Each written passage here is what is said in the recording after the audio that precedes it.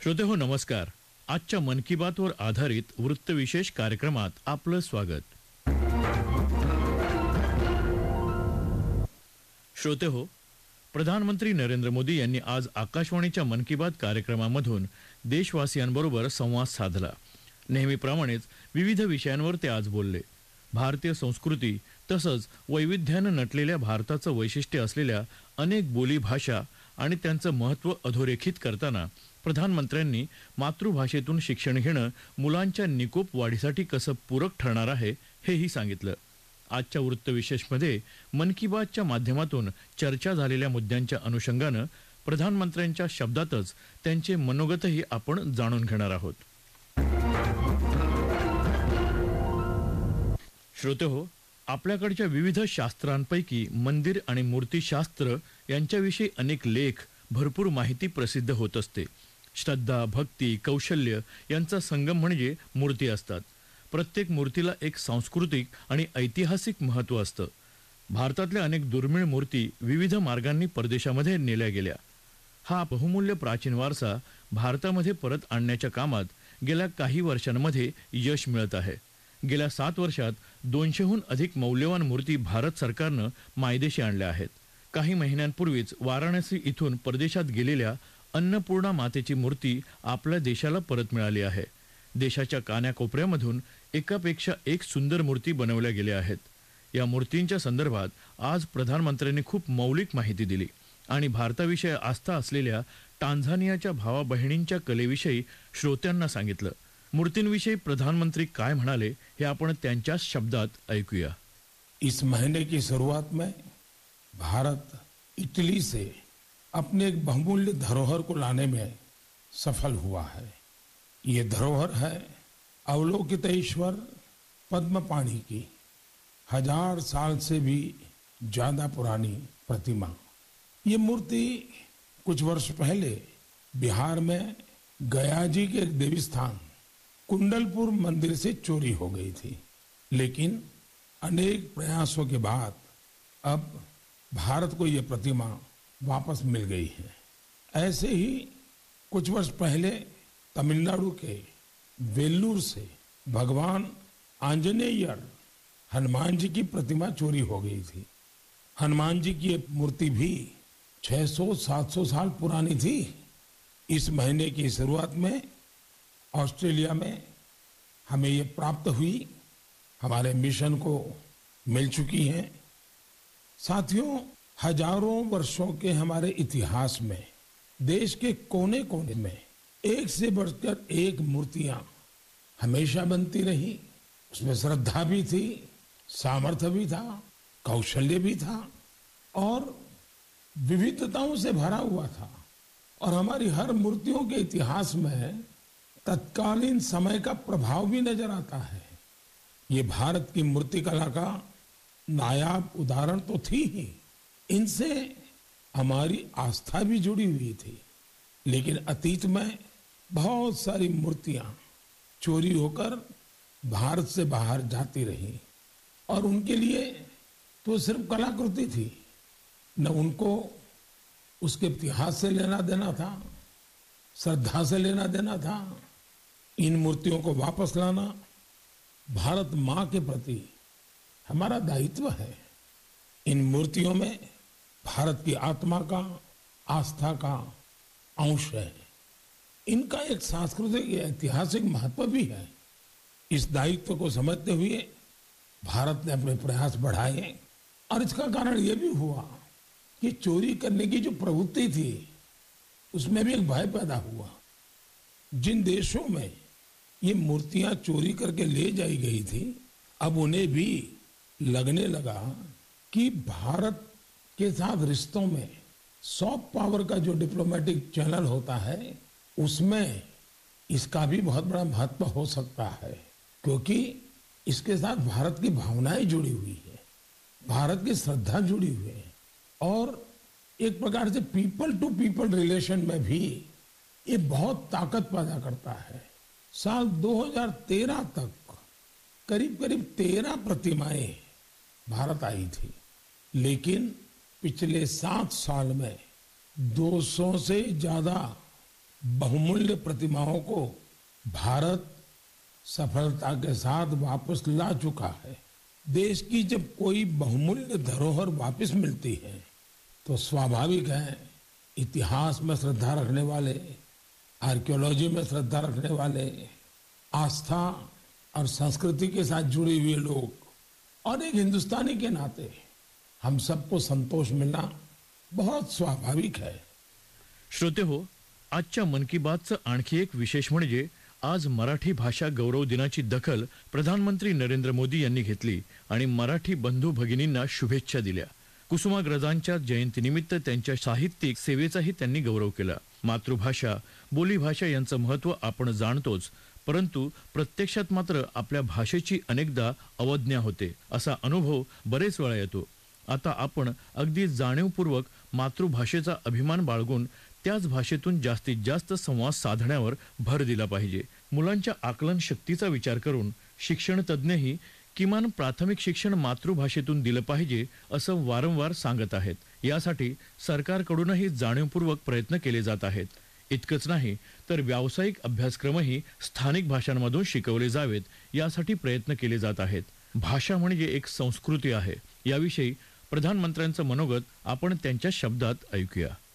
अभी कुछ दिन पहले ही हमने मातृभाषा दिवस मनाया.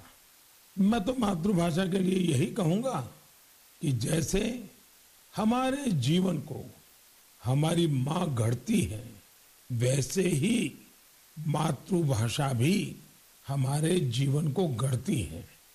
माँ और मातृभाषा दोनों मिलकर जीवन की फाउंडेशन को मजबूत बनाते हैं, चिरंजीव बनाते हैं.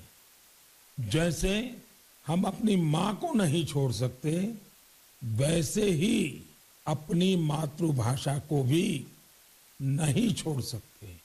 हमारी मातृभाषा है, हमें उसे गर्व के साथ बोलना चाहिए. हमारा भारत तो भाषाओं के मामले में इतना समृद्ध है कि उसकी तुलना ही नहीं हो सकती.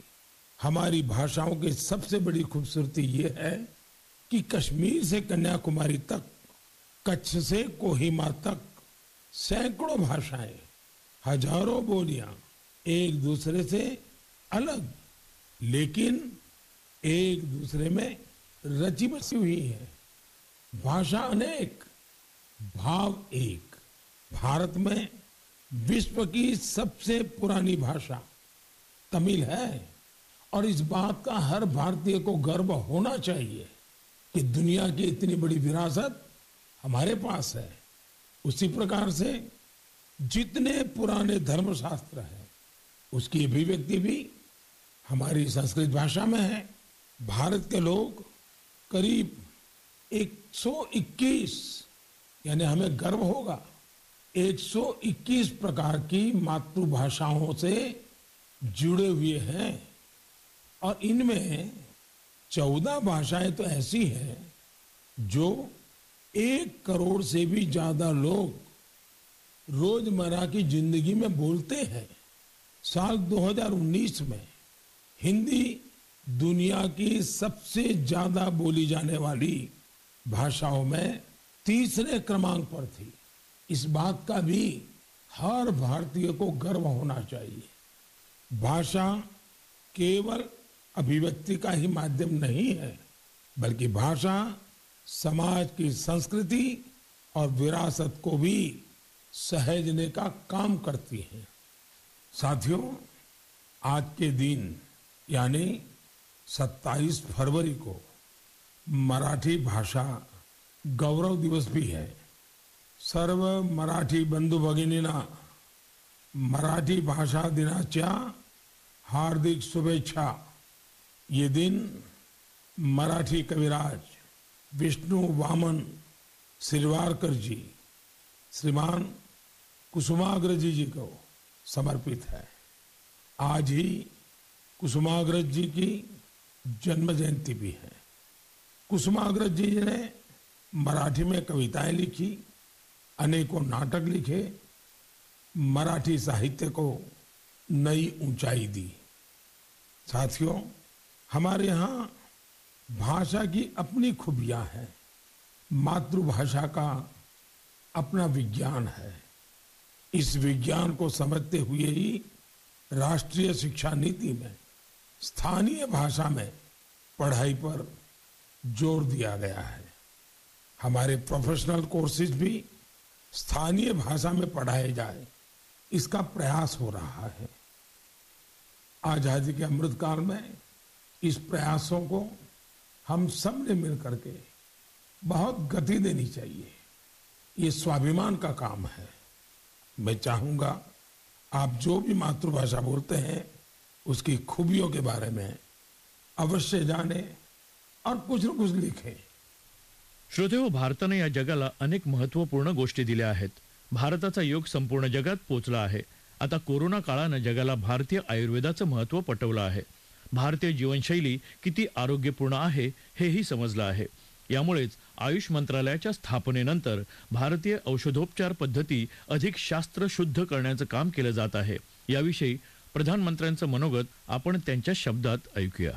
कुछ दिनों पहले मेरी मुलाकात मेरे मित्र और केनिया के पूर्व प्रधानमंत्री राइला ओडिंगा जी से हुई थी।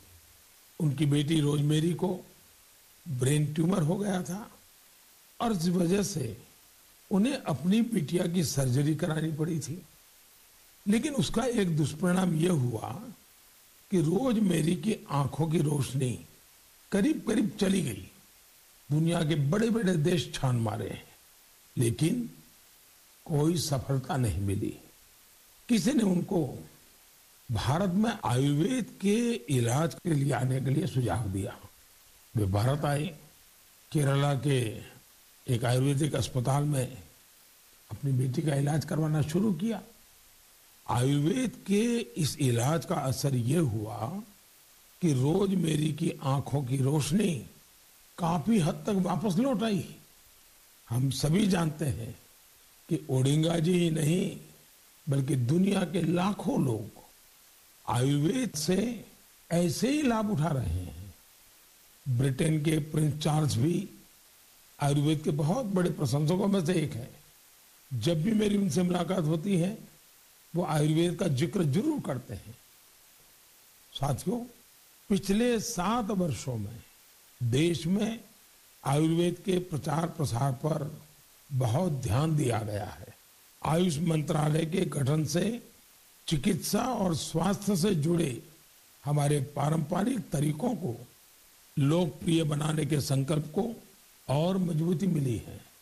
मुझे इस बात की बहुत खुशी है कि पिछले कुछ समय में आयुर्वेद के क्षेत्र में भी कई नए स्टार्टअप सामने आए हैं। इसी महीने की शुरुआत में आयुष स्टार्टअप चैलेंज शुरू हुआ था। इस चैलेंज का लक्ष्य इस क्षेत्र में काम करने वाले स्टार्टअप्स को आइडेंटिफाई करके उन्हें सपोर्ट करना है। इस क्षेत्र में काम कर रहे युवाओं से मेरा आग्रह है कि वे इस चॅलेंज में जरूर हिस्सा लें। श्रोते हो, याशिवाय स्वच्छता मोहिमेमध्ये लक्षवेधी उपक्रम राबवणाऱ्यांची दखलही त्यांनी घेतली. सध्या अमृत महोत्सवाचा काळ सुरू आहे. त्यानिमित्तानं आपण काय करू शकतो यावरही चर्चा प्रधानमंत्र्यांनी केली. श्रोते हो, जाता जाता एक स्मरण. अद्याप कोरोना पूर्ण गेलेला नाही, त्यामुळे आपण सर्वांनी कोरोना त्रिसूत्रीचं पालन जरूर करावं. श्रोते हो, याबरोबरच आजचा वृत्तविशेष हा कार्यक्रम संपला. हा कार्यक्रम आकाशवाणी मुंबईच्या प्रादेशिक वृत्त विभागाने सादर केला.